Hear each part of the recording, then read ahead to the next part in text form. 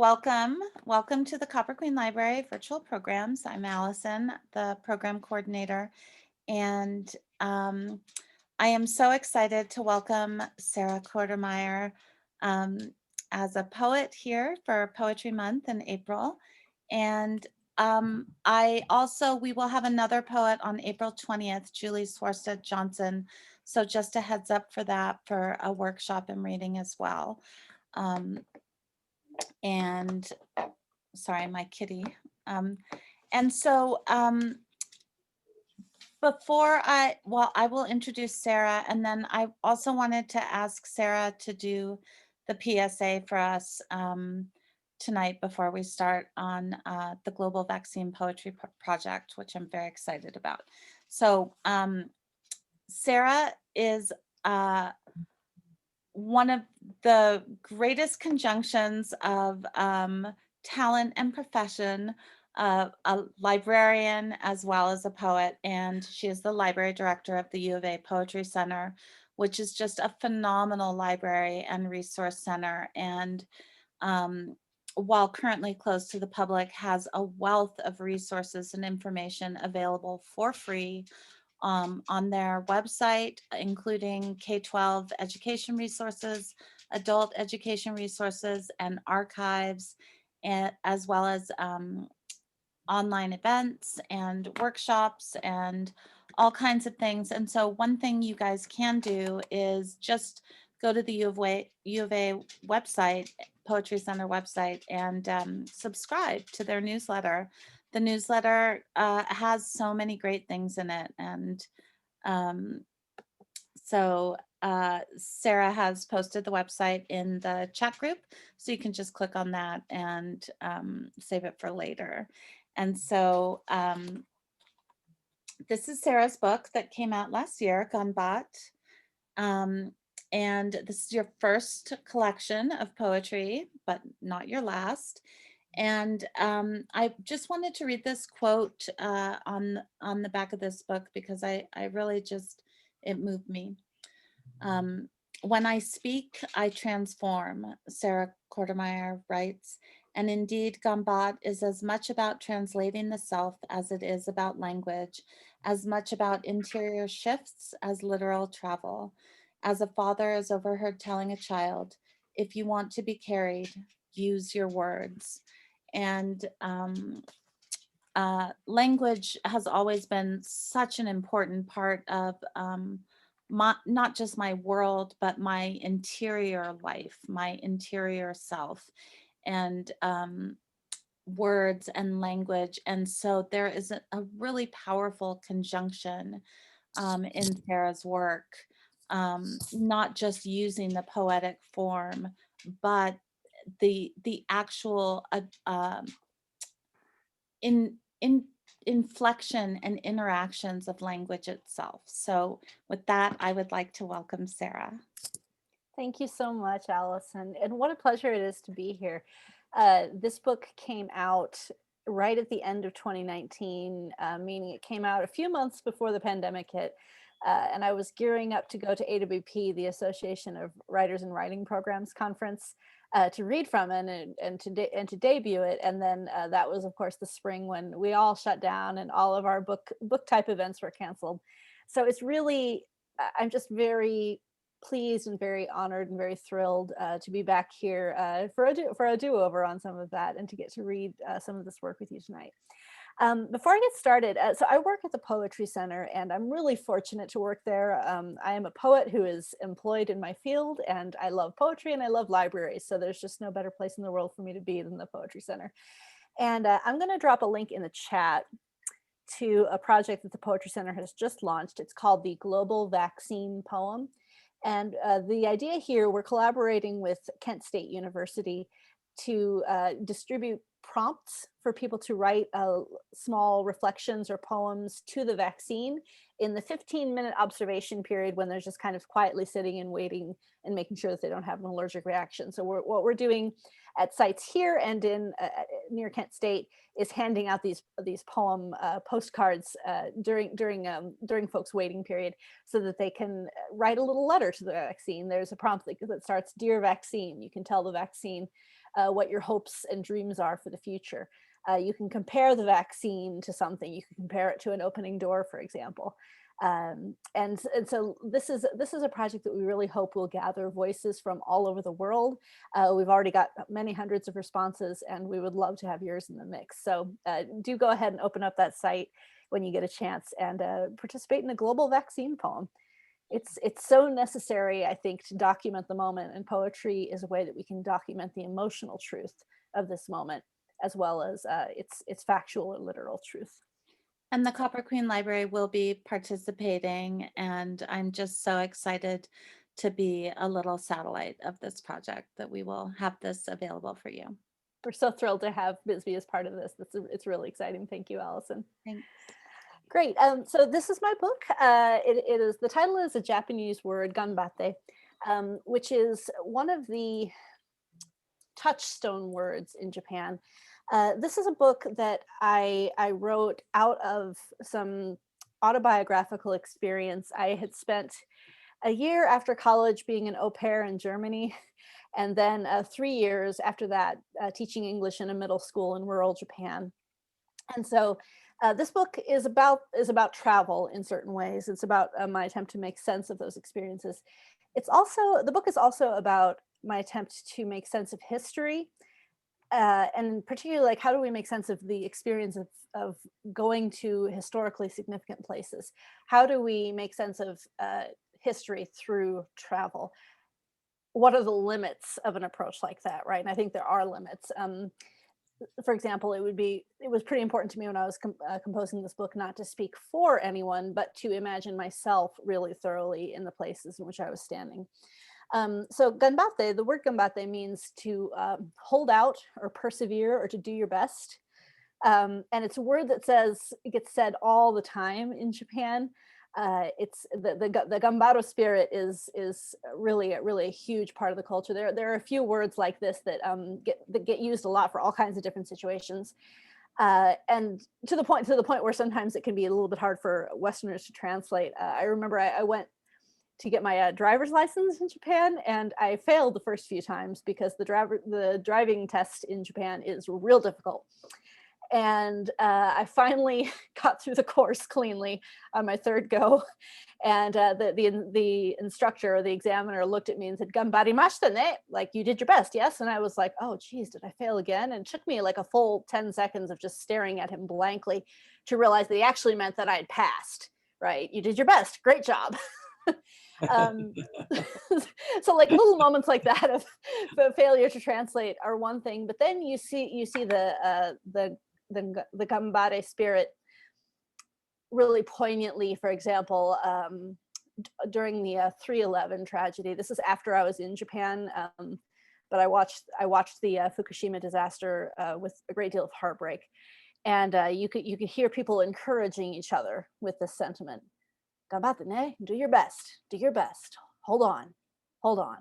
And I feel like that's something that we've all been doing this year, is just trying to hold on. We're all real tired, and really longing for the day when we can connect with one another again. But I want to offer that spirit to you tonight. Just think about how to persevere, think about how to do our best, and I think we'll all be okay. So I will start us off toward the beginning of the book. This is one of the lead poems in the book. It's called Horos, which is a Greek word. I work a lot with language in this book. I'm really fascinated by the different ways in which language shapes us. And when you speak in a different language, you become a slightly different personality, I find. And so this is a poem that takes the Greek word horos as its title. Greek. 1, a traveled way, a road. 2, a traveler's way, a journey. The idea of a woman as a road has a certain appeal. I think of setting off along myself, boots sucking softly at the mud. The Greeks imagined the uterus hiking up and down, the booted, empty uterus sniffing for blood. And the virgin oracle set a stool above a volcano and squatted down, and Apollo entered her through the vented fumes. The two of them churned the road together until the mud was dust and her womb cried out with a memory of what had never happened. And then, as she floated, hysterical, inside herself, the god would fill her jaws and speak.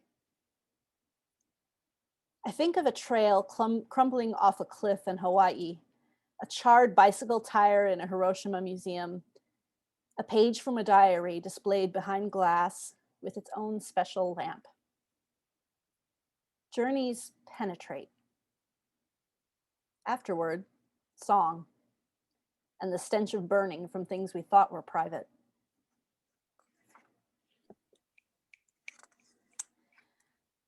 I have a real obsession with fairy tales, and if I have time toward the end of this reading, I'll read from a new project that's pretty much all fairy tales all the time. But I kind of foregrounded this book with the Hansel and Gretel story, so I'll read this pair. There's this idea of being lost in the forest that is incredibly resonant, especially when one is moving from continent to continent, not really being all that great at the local languages and just feeling very, very lost and really lost at a loss for a way out, right? Gretel is hungry all the time. When she shares the bread with her brother, she notes approvingly how hungry she still is. She imagines the birds gulping the crumbs she's left behind, the browned off bits of crust catching and rasping in their throats, and thinks, at least I know how to chew. You see, she says aloud. See what, her brother says. Gretel thinks of houses, of the ovens she will light, the dough she will smash and stretch. The path, she tells her brother.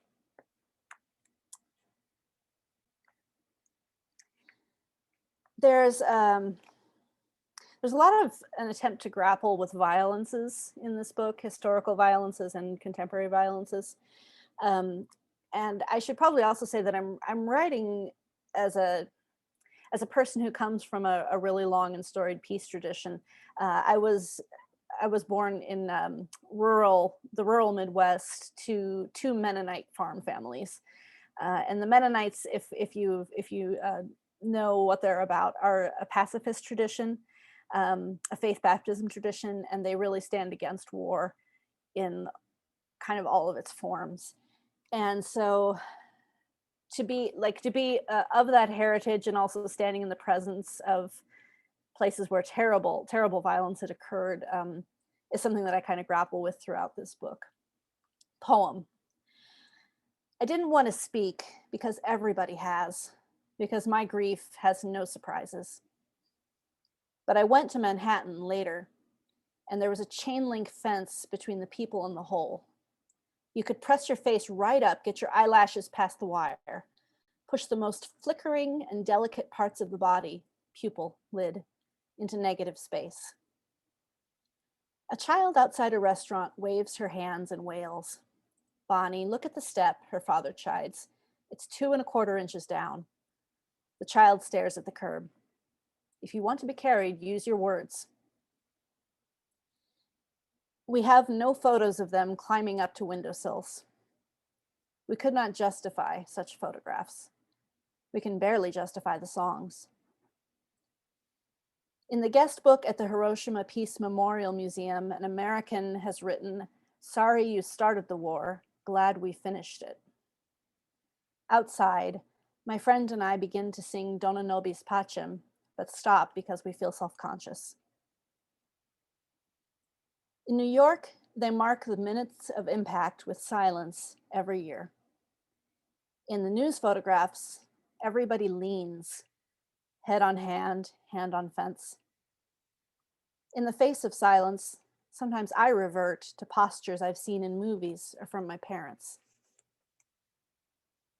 The young German on the train is frank with me. Look, we feel terrible about it, but we didn't do it. It's not our generation.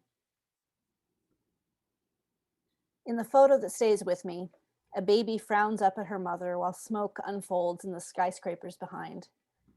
The mother wears a black tank top, and the shadow of the photographer lies along her back, slipping along the spaghetti strap, almost edging underneath, shadow on skin. Overhead, the fires, the man, the camera. She does not look up.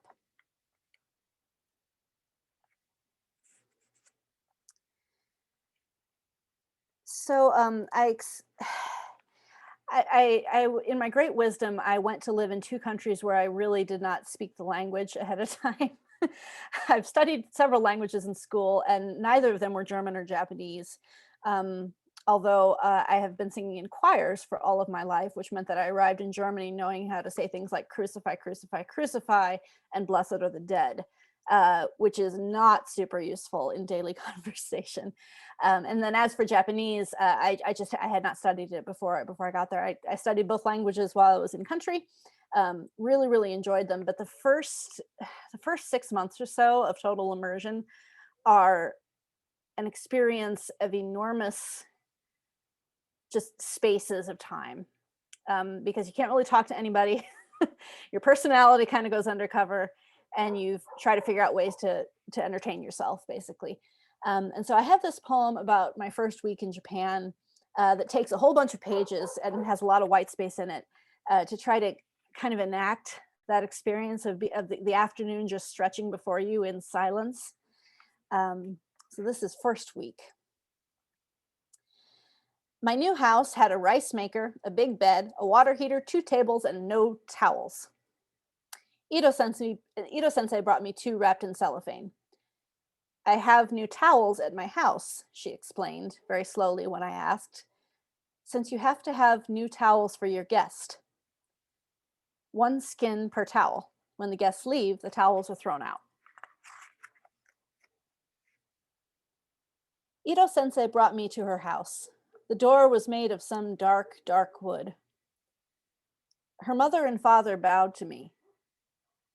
It's not the right word. I mean, they crooked their bodies, kneeling, their foreheads on the mat. I moved like something very warm, very large, a savanna concentrating toward a single drop of rain. I met my desk in the Board of Education. I drafted drawings for the children who were about to visit their sister school in Wisconsin. What's different that they should know about? Ito-sensei asked me. All I could remember was the way you don't shower all over the floor in American bathrooms. Keep the curtain inside the bathtub, I said, and H stands for hot. This is my story, I hummed. This is my song.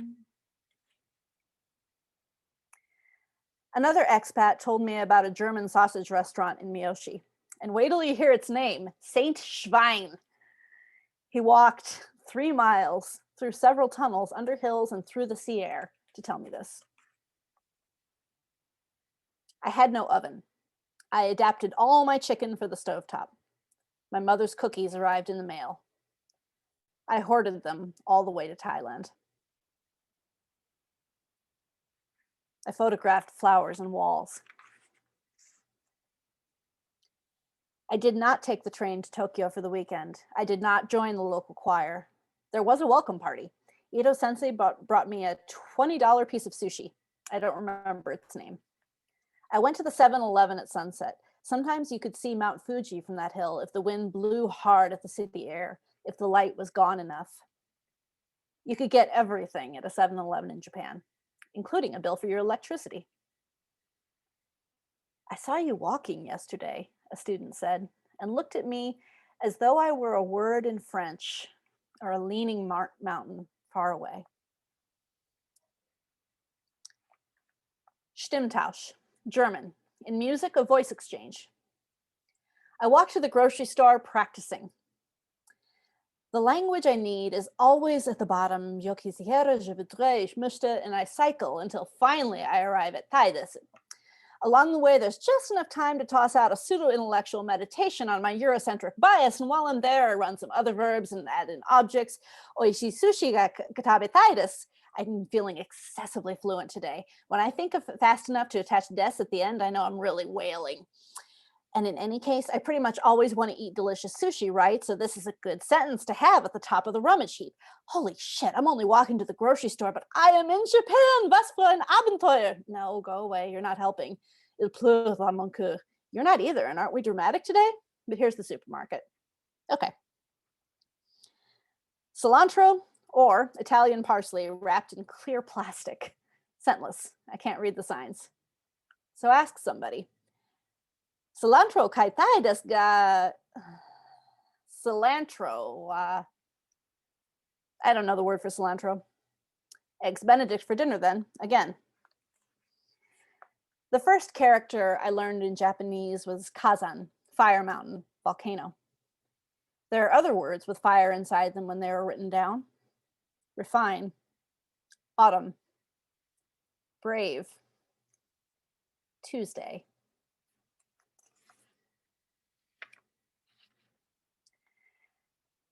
One of the things that all of the folks who did English teaching in my corner of Japan were sort of thinking about all the time was we were usually the only foreign person in our towns. We each were stationed in a town, and there were a bunch of small towns, and we just kind of all hung out together on the weekends. And so, like people would like come up to us on Monday and talk about like what we did over the weekend. So we just had to be aware that everybody was like kind of like looking out to see what the American folks were going to do next. It must have been pretty entertaining. So I decided to take that very, really very friendly attention and turn it kind of sinister in this poem. Surveillance. We already know we're watched. When we water the tomato plant, spread ourselves along the couch with one leg up. When we slide the bra strap back underneath the shirt. When we lean to breathe in hair. When we pass a bank and whisper to each other. When we put on our ski masks and burst through the doors, there is something watching us. Please, something, watch us.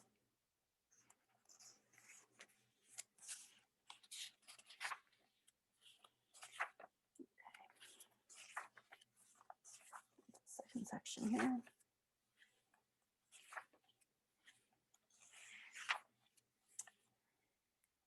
One of the other words that I mentioned in this collection that's really, really, it's just kind of integral to Japanese and to the way folks interact with each other is a word, itadakimasu, which is a thing that you say every time you eat. And it's basically said to honor the food and the person who prepared it for you.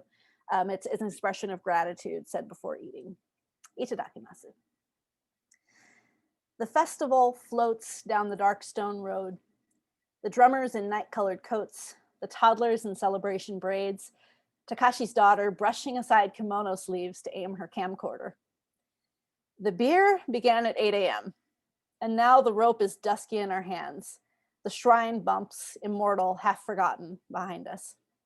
When we stop, the children dance to the flute in masks that make them older. The last of today's meals waits for us at the cemetery. Sake, fried chicken, rice, chocolates, fish. But the wives will already be gone, their weekend's work cooling under the torches.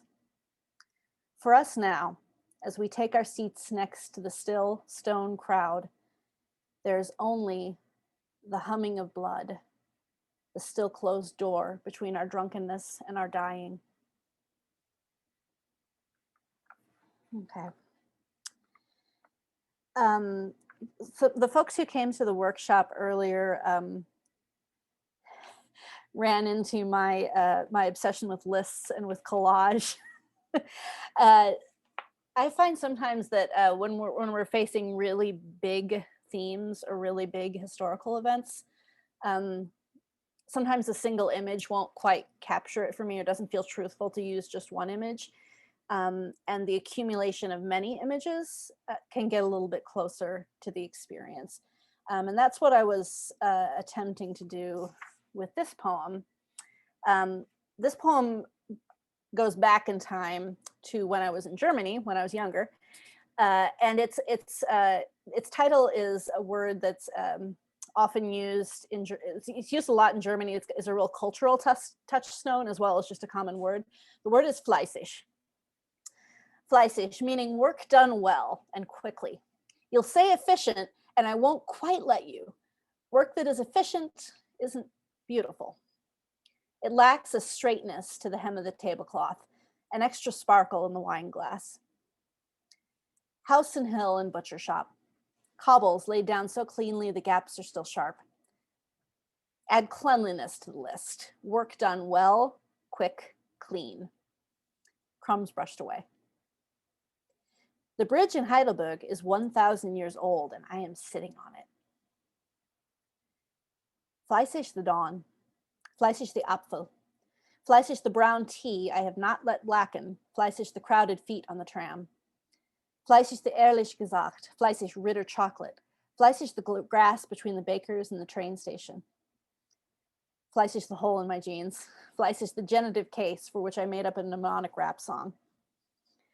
Fleißig the Irre, the madness that overtakes me when I sing hymns. Fleißig the jar to keep honey in, the Kapellmeister with his back to the empty pews, the language in which I learned to jinx before I learned to finish. Fleißig the nearby castle, fleißig the dent in its wall, the prayer in the breeze, sei Geliebte, be beloved. Fleißig the queerness of it, the sitting downness of it. Fleißig the seams in the field, the tray with the candle to keep the tea hot. Fleißig the upper class ticket to Berlin, the valleys in my shoe. Fleißig the wall, fleißig the air that moves over, fleißig the boy who shrugged when I asked him the time. Fleißig the crumbs of the wall I've saved in my suitcase.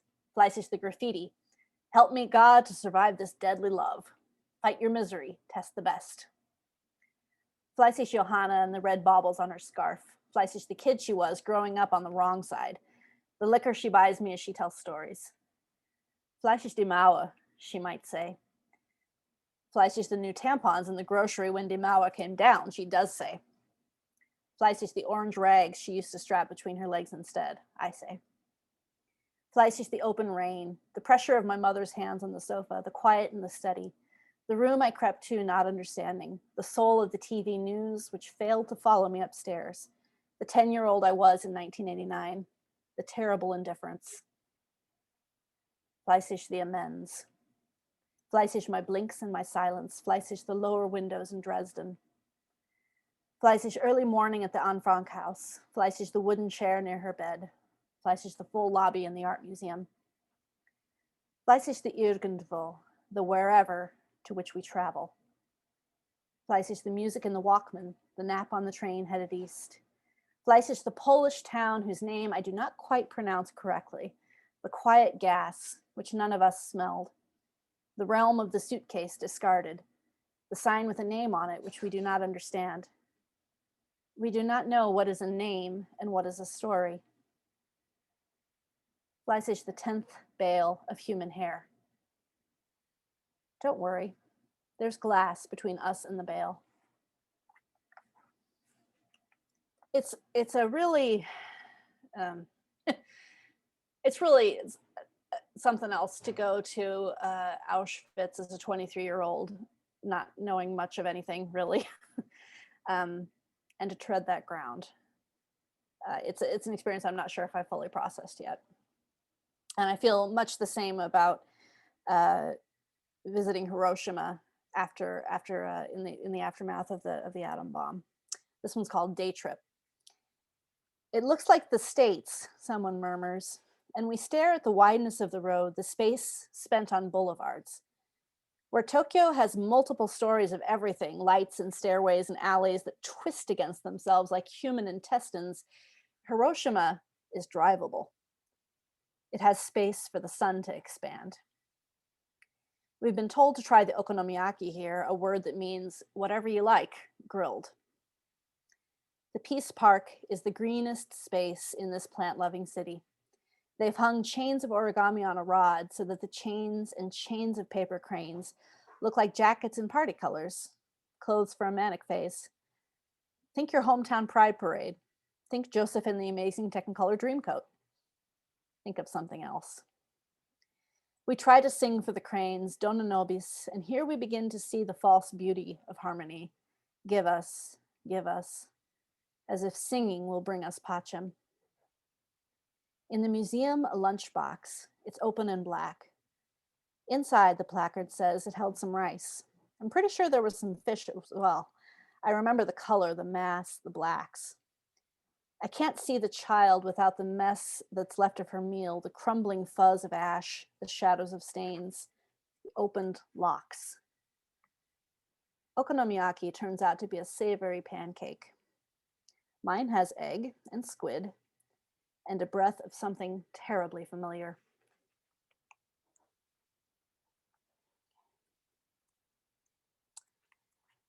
Let's see.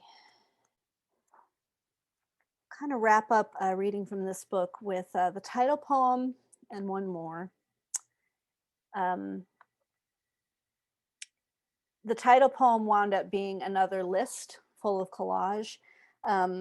It seems to me like piling things on top of one another is one of the few ways I can be honest about the experience of being an American in Japan in the aftermath of the Second World War. And I felt similarly about my time in Germany. It's a difficult thing. And the best we can hope to do is speak the truth. Ganbatte. Japanese, hold out, persevere, do your best.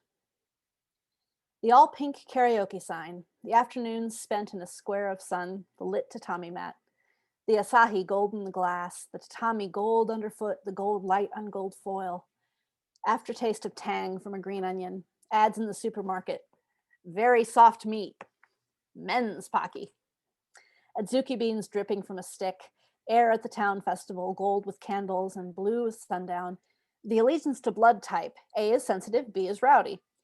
American elections on TV, curiosity, why Bush again? Bamboo on every hill, bright water in the rice paddy, breakfast sun reflected in the rice water, balls of mochi sticking to the index finger, the British guy in his bloody hells, the broken wine glass. Cold water when I forget to ask how to turn on the water heater, the cornstarch I mistake for flour, the disastrous crepes. The cream walls I covered in fabric, in red and green and gold, the center of the iris on the table.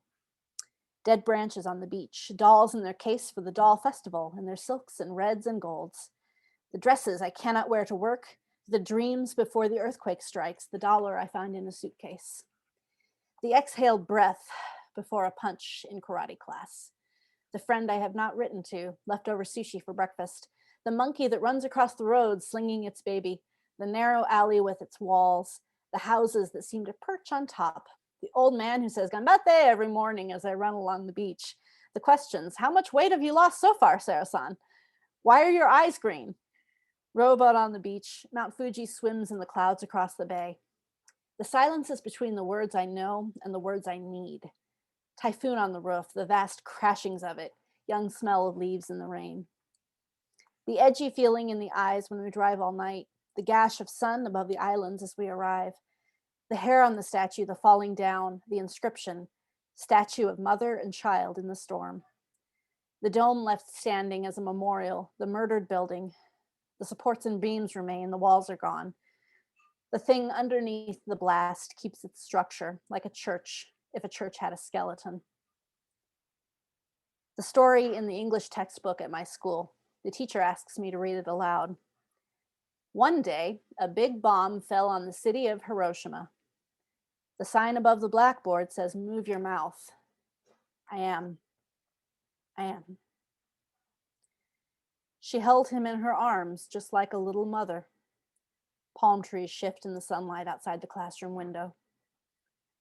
Morning came and the sun rose, but the girl never moved again. The children repeated after me. Okay. I lied, I'll read two more from this book. Haru, Japanese, spring. The sun hides under the days. Lift them away like wet planks from a storm-wrecked house. One removed, two, a breath, a cry, a light strikes a smudged, thin face.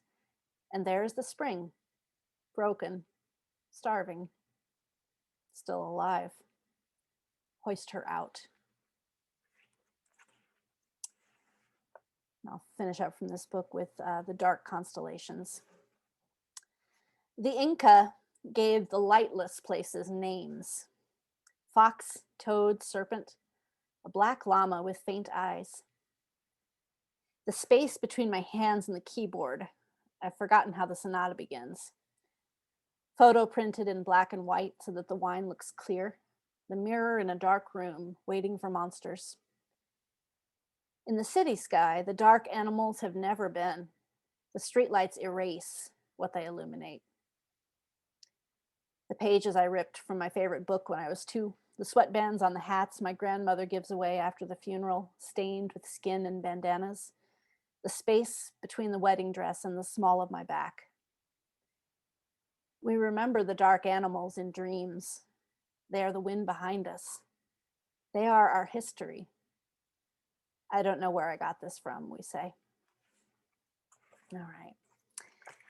So that's Ganbatte. I'm just going to read a couple from my second full manuscript, which is not out in the world yet, which is a manuscript that I just really want to emphasize how important it is to, if you're writing, make sure that you're hanging out with other writers because they will give you permission to play. And this whole book came about because I saw a book at the Poetry Center that was an erasure of Elizabeth Barrett Browning's sonnets from the Portuguese. Like somebody just took the sonnets from the Portuguese and then erased them to make new poems. And I thought, oh, yeah, I could do that, especially since I was like super in a rut at the time. And doing erasure really freed me up to, it just took the pressure off. And that's kind of what I learned from this book. Is like, there's no reason to be doing the poetry thing if you're not enjoying it, right? Don't beat yourself up, just have fun, play around and see what happens. So what I wound up doing with this book was to really kind of remix stories, words, language from the Brothers Grimm. And I did this in a bunch of different ways. I'm just going to read a couple from this, but you can kind of see the different approaches. This first one I'm going to read is called Beginnings. And basically what I did here was I took the first lines of every single story in the Brothers Grimm. I made a word cloud out of them, and then I made a poem out of the words that really popped out at me. So this is Beginnings. In older times, when wishes still helped, youth was the witch. A small man lived like a king and also like a daughter. A queen died, and 12 windows stilled her children. The youngest people worked at naming. A lonely giant wished to see his own forehead. A mother baked one huge day. An evening became sick. The world was a maiden and was poor, and money loved the front of us. Let's see. So I can find an erasure in here. I also sprinkled throughout this manuscript, I've got writing prompts because I had so much fun writing this book that I really wanted other people to be able to enjoy the same thing. So just randomly throughout the book, I have, for example, write a story about one of the following: vagabonds without hands, 7 apprentices singing themselves to death. And these prompts are also gleaned from the language of the Brothers Grimm. Let's see.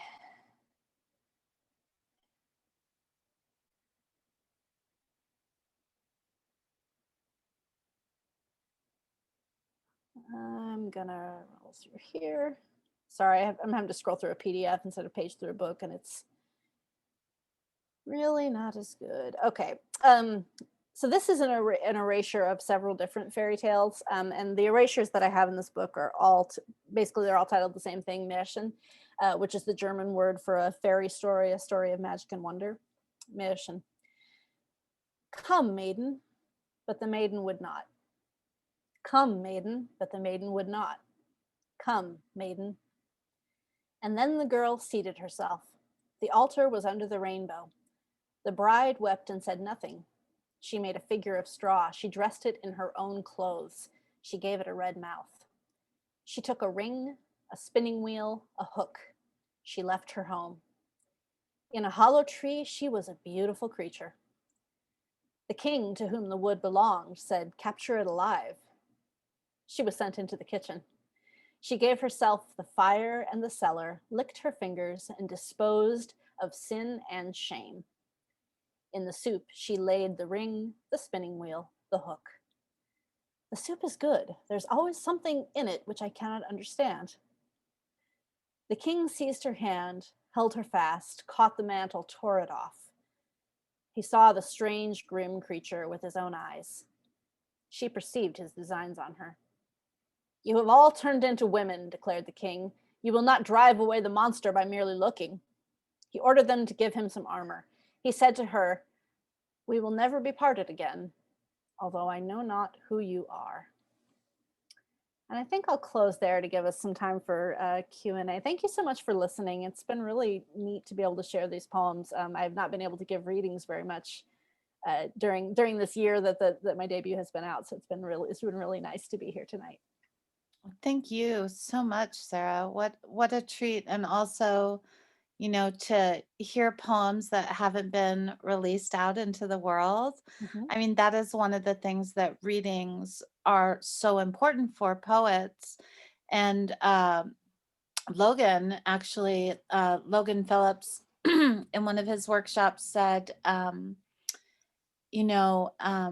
you write a poem, you need to give birth to it. So you need to, the poem must be born. And so that there are several ways you can do that, by publishing it, but also simply the act of reading it aloud, giving it to somebody else, that's its birthday. And I just love that moment, of that hearing that poem aloud or letting other people hear it for that first time. It's so exciting. Thank you. It is.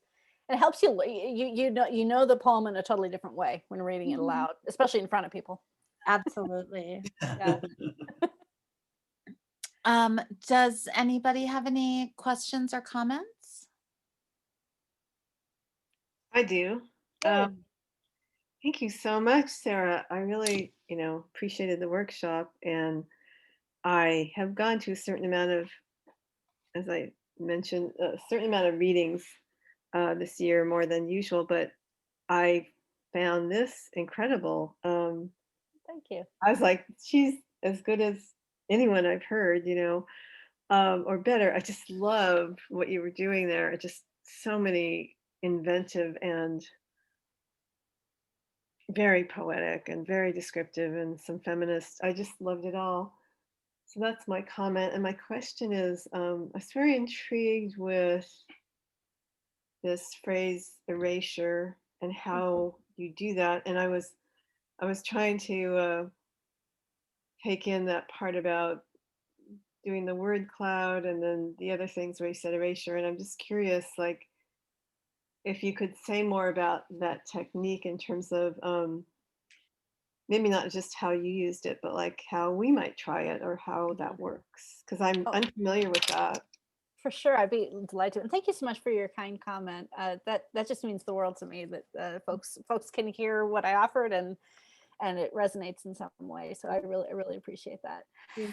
So erasure is real interesting. It's a pretty widespread experimental technique.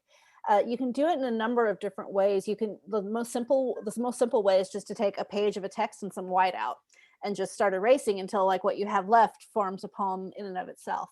Now, the thing that folks have to be conscious of, or the thing that I highly recommend folks be conscious of when they're doing erasure, erasure does some violence to a text, right? It quite literally mutilates a text. And it silences the author in a way that's hopefully artistic, but there's no getting around the fact that that's what one is doing. And so the position of the writer and the position of the original text have to be kind of taken into account. So like, I feel like I can erase the Brothers Grimm because, their place in the canon is secure. I'm not going to do them any harm by erasing their words. And then I've seen, there's a really great book in the Poetry Center library called Anti-Humboldt, where a poet has actually done a bilingual erasure of the North American Free Trade Agreement. And it's a very political text. So I think that sometimes it's easy to get kind of caught up in the playful aspect of erasure, and it is very playful, and it's really wonderful to just find these gems in a text and pull them out. But I would just also remind folks to be super cognizant of the fact that it's a political act, and it can be read as a violent act. So think about who you're erasing and why. I initially set out actually to do a feminist erasure of the Brothers Grimm because I was kind of fed up with the way women were treated in those stories, and so my erasing of them kind of was born of feminist rage in certain ways. You can do erasure in a number of different ways. The way I wound up doing it in this manuscript, because I was pulling text from rather long stories, there were multiple pages, so they didn't really line up on a single page very well.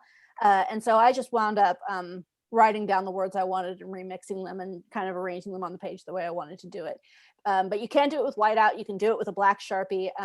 There's a marvelous book by Tom Phillips that's kind of an ongoing work that he's been working on for decades called A Humument, which he took a Victorian novel called A Human Document and has been altering it for decades. And what he does is his erasures are made by often painting over the page and then just leaving certain words exposed. And so his images talk to the text in really fascinating and playful ways. So there's all kinds of different ways to do it. Mary Ruffel has done some really amazing work on erasures. Who else can I think of that has done some cool stuff?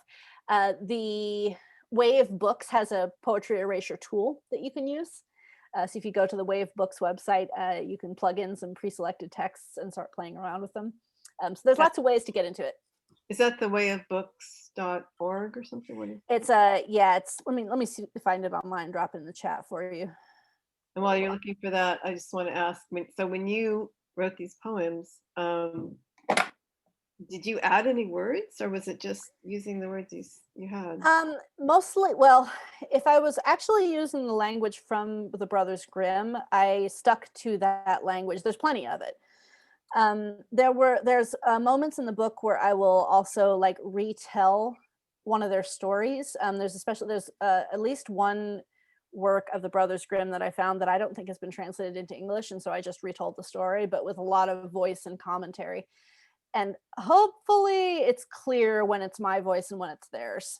But it's a lot of work with what they actually wrote. Like I have a poem in the manuscript called Instructions for Daughters, where I literally just pulled out every order that's given to a young woman in the whole collection and alphabetized them. And it's very revealing. It was too long to read tonight, but it's a real interesting text when you look at it that way. And then just one last question about that, which I just spaced out what it was. Oh well, I'll think of it. Oh, sorry. No worries. Thank you so much for describing that for us, and also really acknowledging that violence. And our friends at the Copper Queen Library have done an altered book show for over 10 years.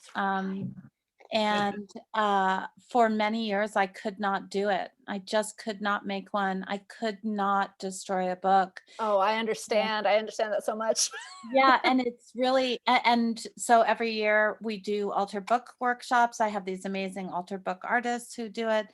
And so it took me going into somebody else's teaching space to give myself the permission to do it. And I had to pick the right object that, like, oh, it's okay if I destroy this one, like huge amounts of anguish going into it. Yeah. So I really appreciate your acknowledging that. It's super true. And like you might have noticed by my description that I didn't actually alter my treasured volumes of the Brothers Grimm. I pulled language out and started working with it separately because I couldn't handle that either. So you can photocopy pages too from books and then use the Sharpie or whiteout on that. That's another way to do it. Especially if they're library books. Please don't erase Allison's books. Oh, I remember what my question was. You said something about putting all the words into SoundCloud or something. I wasn't clear what if that was erasure or what that was, but it's not erasure. It's a way to do. So all of this kind of falls under the umbrella of found poetry, when you are just like finding text in a place and then doing something to it to make it into a poem, whether that's erasing the words around it to reveal a poem. The beginnings bit I read first was like the result of like typing all of those first lines into a word cloud generator, generating the word cloud, and then trying to build the poem based on like which words were biggest and popping out at me. Okay, I'm not It was gonna. like, so basically I just tried to find a bunch of different ways to manipulate the text. Sort of akin to, like, it's not really data mining, but it was kind of a rote data-ish approach, and like let the surprises like pop out at you. Very interesting. Well, Yeah. they worked wonderfully. Amazing stuff. So It's Thank like you. a digital path to, like, I did a workshop with kids called Poem Soup, cutting out words, actually just having a whole bowl full of words, Oh, and then nice. pull the words out and Mhm. lay them out and then make the poem out of that. So not finding it whole in terms of found poetry, but But still finding it. using that randomization, and then because the human mind finds pattern, everywhere. We are always pattern seeking. And so, but Yeah. what is my pattern versus your pattern, right? Yeah. um it's brilliant. nice. I love the way you read, Sarah. I in the poem Horace, I noticed right before you said hysterical, you rolled your eyes. You just took this pause and you rolled your eyes and then said hysterical. And it's really important. I mean, hysterectomy, right? Mhm. The removal of the uterus Mhm. in order to calm women down, Yes. and so, like, that was so subtle and just so lovely. And Thank you for and noticing. yeah, and that there were so many moments in that of almost, like going back to that Greek mythology and storytelling, but really the political, like turning a woman's body into a political tool. And you Mhm. really explored the anatomy of that in such a way. And I mean, you did that in so many of your poems, really choosing words subtly, that it's like a normal word or whatever, and in a conversational word, and yet the word itself has such a subtext in it. And I just really thought you are so skilled at that. um Thank you very much. It's lovely. It's lovely when folks notice the work that you put in to find the right word, right? The word that conveys your argument as well as your emotional truth. yes. Yes. And I just wanted to throw in a little moment, which in terms of found poetry. So a long, long time ago, I'm obsessed with Charles Simic. I love him. And um, so in the 90s, I did a poem starting with his first line, a line from his poem, and then I wrote my own poem from this. And I have been quite fond of this poem for a long time. Like, it didn't lose it for me.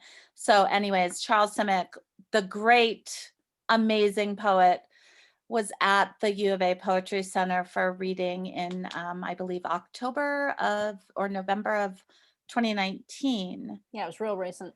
Yeah. And so I called my friend, "Oh, you're not going to believe it. He's going to be there." And so we went, and the space there at the Poetry Center, the is one wall is entire glass doors, and they open up so chairs can be put outside so that the audience can grow. Brilliant design. But I was able to get a seat inside closer. And so, but I printed out this poem. I brought it for him. And I bought books, and I brought my own books that I already owned for him to autograph my whole stack. And I waited in line. And then I said, "Mr. Simic, I wrote this poem for you, in honor of you." And he gave me a funny look and said, "Thanks."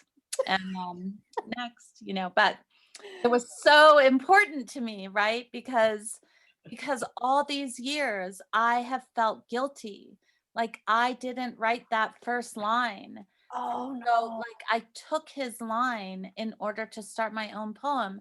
And so the only way I could finally feel good was to let him know that I did it, even if he didn't necessarily, love my poem. Who knows what happened with it, the piece of paper, but I did put it in his hands. Mm-hmm. Yeah. Yeah. I mean, I am in my teaching, I'm really fond of assigning imitations. So we'll just take a poem, look at the moves it makes, and then try to do those moves on our own. And the beautiful thing about imitation is that you cannot write somebody else's poem if you try. You can't do it. But trying will often put new tools in your toolbox and give you some new moves to make. And so like a technique like that, starting with a line of somebody else's, like that's I encourage you to do as much of that as you want. And it's also it's a pretty accepted I see a lot of poems published like that. It's usually just like poem beginning with a line by Charles Simic. Yeah, That's your poem. it Is was. that done as an epitaph usually? Sometimes, yeah. But I like that. I mean, it's funny, Allison, when you were talking, I was like, you should make a poem about that, about how guilty you feel about you. You should make Oh, a whole, you so can make a whole poem of first lines from other poets and talk about how guilty you feel. So here's Fun. the best part, though, is that I'm with my friend Gretchen, who's a poet, and he was talking about like getting the Nobel, or I can't remember what it was, or the Pulitzer. It was like he was in this room. Anyways, he was telling this story, and I said, "Oh my gosh, like this is so." Gretchen said something. I said, "Oh, that you should write a poem about it." So she wrote a poem about me listening to him as we're sitting there, and it's now one of my favorite poems that he's written. Oh, So, in every moment there's a poem. I'll send it to you, Sarah. Please do. You're so right. Every moment has a poem in it. Yes. Anybody else? Questions or comments? Just unmute yourself. Thank you so much for sharing yourself and sharing your reading and your wonderful writing. It just means so much. Thank you so much. I really appreciate y'all being here and listening. Christine, did you have a question? Yes, I would just like to say two things. This was a magical hour for me. And thank you, Allison, for sending me the last minute reminder so I could be here. I'm so inspired. It's so magical. I learned so much in 1 hour. Thank you. Oh, we're so happy you came. Yay. That's like the best thing you could have said. Thank you. Thank you. That makes me so happy. And Christine, there will be another poetry workshop and reading with Julie Swarstad Johnson on the 20th. And I'm Okay. send you the link for the workshop as well, because it's for you don't have to be a poet or a writer or have any kind of label in order to do these writing workshops. It's just about having fun and using your voice and sure. and being inspired, exactly as you just said. Can I just put a plug in for my colleague Julie? Julie works with me daily at the Poetry Center, and she is awesome, and her work is awesome, and you will be so inspired with an evening with her. Please do it. Yeah, I mean, the U of A Poetry Center is rich in talent as well as professionals. I mean, it's so exciting. And again, the that you get to live your professional life in the efforts and work of supporting something that is so personally meaningful, and enriching your community, our community, through not just your work, but as a poet and through your personal voice. It means everything. And I don't know how I got so lucky, but it's just to be here in the Southern Arizona community is really special too. I landed in Tucson to do my MFA, and I didn't really have any plans to stay, but I've just stuck. And it's because of the people. The community just supports each other, lifts each other up every chance it gets. There's such a generous bunch of artists in Southern Arizona, and it's been such a privilege not just to be among them, but to get to serve them at the Poetry Center and to serve all of you. So I'm just really delighted to make those connections and to be here. Thank you. Yes, and I think, Elizabeth, to go back to what you were saying about our poetry critique group, our critique group comes from Ken Lamberton, who comes from Dick Shelton.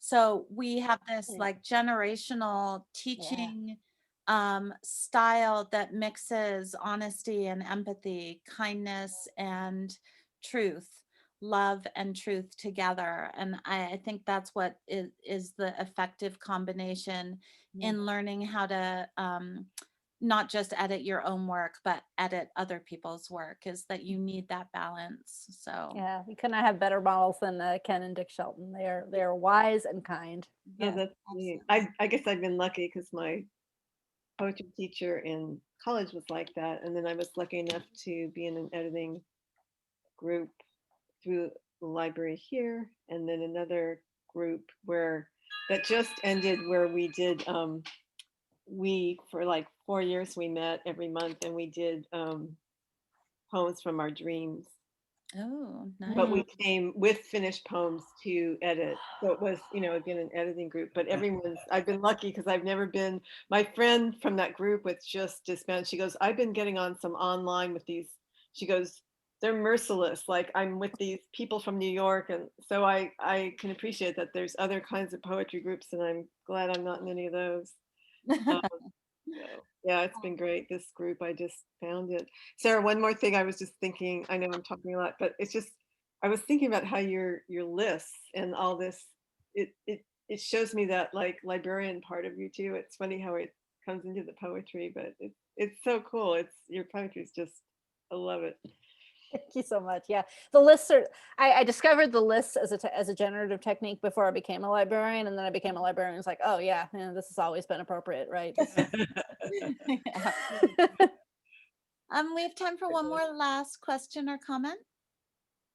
Hi, my name's Nancy Walker. I was born down in Douglas, by the way, but I live in Phoenix now. I was just very, very inspired by you. I wrote a children's book during the quarantine, and I just got it put together. And Look at that. it's called The Old Mesquite Tree. And It's I'd beautiful. send you a copy of it. That would be wonderful. Oh, please do. I will email you for an address. Yes. And then I will drop my email in the chat. Okay, and you just so inspired me about the poems about the vaccine that I wrote one while I was sitting here. Oh my gosh, that's amazing. Thank you. Do you want to share it? I would love to. Please do. It says, "Hello, vaccine, so glad you're here again. You who have guarded me since my birth. You who have followed me all the days of my life. You who were always there to protect me when my defenses are down. Always against unseen enemies.